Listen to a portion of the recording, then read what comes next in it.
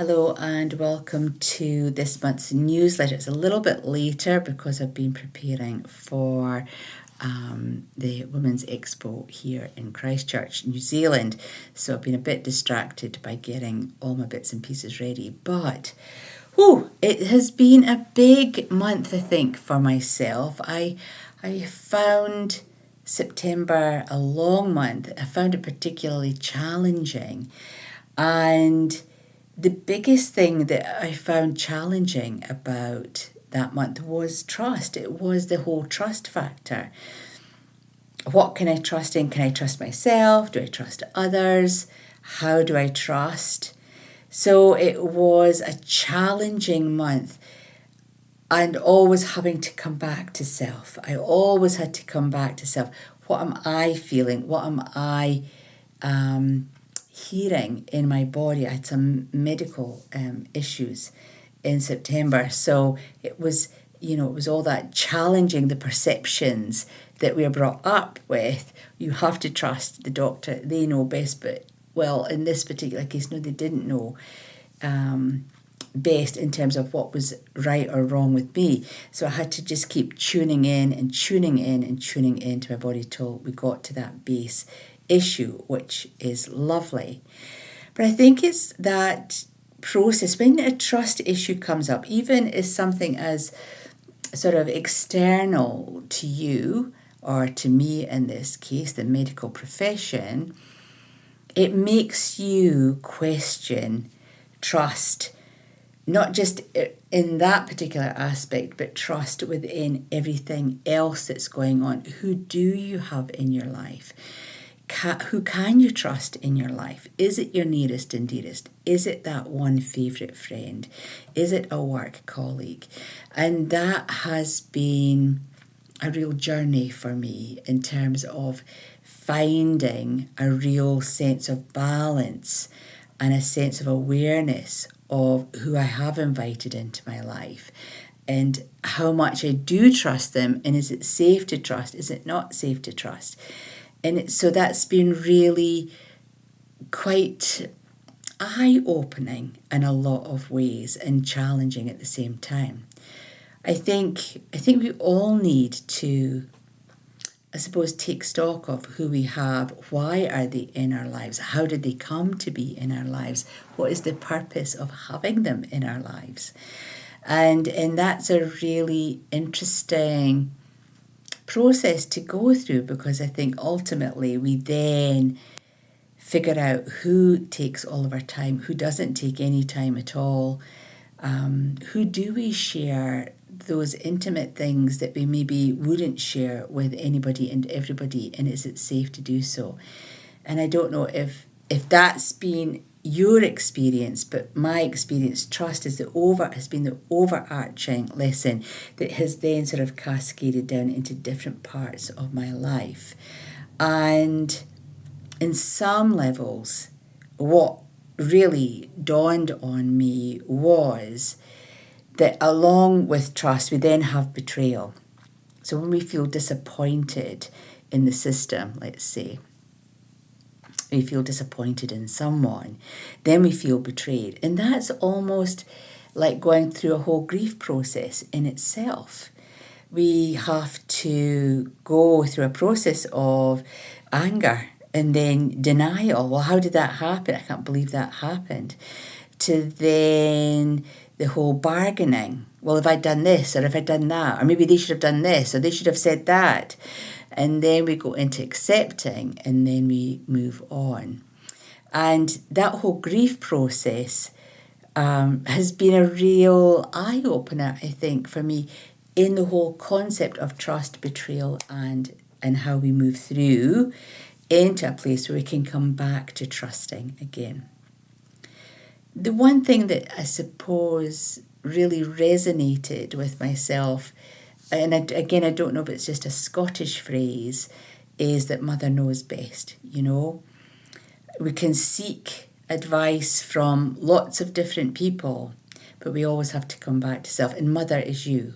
Whether you're male or female, it doesn't matter. It's you as a person know what is best. Your emotional intelligence and that emotional barometer will have been screaming at you, this is not right, this doesn't feel right, I don't think this is right. You would have been questioning the process. And that was really interesting on my journey through July, August, September.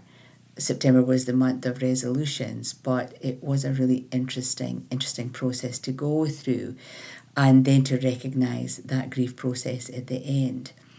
So if you have had a really challenging month, we've had the double moon, and I think that has been really emotional as well. So along with maybe trust issues like myself, then the double moon, it's been a really almost chaotic emotional space to be in, but we have to find a way through to get to back to recognizing who we are as someone and pulling back our trust a little bit.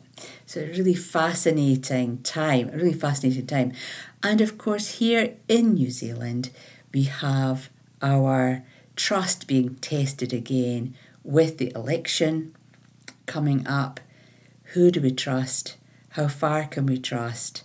Because in voting for whichever political party feels best for you, you're placing your faith and trust that they will represent you in government the best way possible.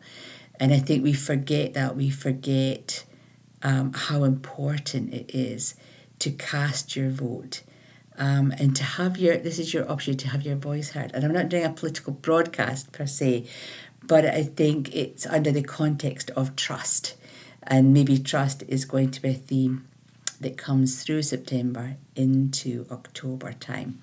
Who knows? Really, really interesting time. As I said at the beginning, I'm going to be at the stand in the Women's Expo selling crystals and my print products. So the 12 Keys to Illumination Oracle deck will be there, as will my Psychic Development book and my children's book. So come along and grab a bargain. But what we've done as a show special is to put all of the meditations down to $2.50. We've had over 40,000 downloads of my meditations, which has been over a period of time, but it still really astounds me. It does astound me. And on the audio courses, we have 5,000 students on them. And that is quite humbling, especially when the feedback comes in about how they've participated in these audio courses. They find them really easy to access through their multimedia tools. And then they go into those meditations. There's meditations on every lesson in the audio courses. So it's really humbling to have that milestone there of 5,000 students. So I'd just like to thank everyone for that support and the feedback, because it really means a lot to me. On the meditation side, I've just released 2 Archangel meditations. Archangel Michael with his sword of illumination I've done that quite a few times this month, I have to say, or last month. I found it a really, really useful meditation just to cleanse and clear my auric field. And I did do a journey with Archangel Jophiel. And that was soul illumination. So what is my next course? Where is my next direction? Where am I going?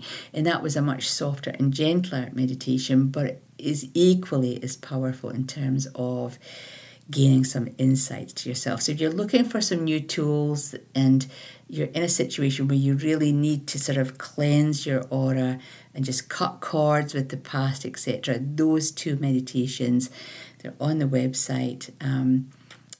They're really wonderful to work with, and I hope that you enjoy them if you decide to go ahead and purchase.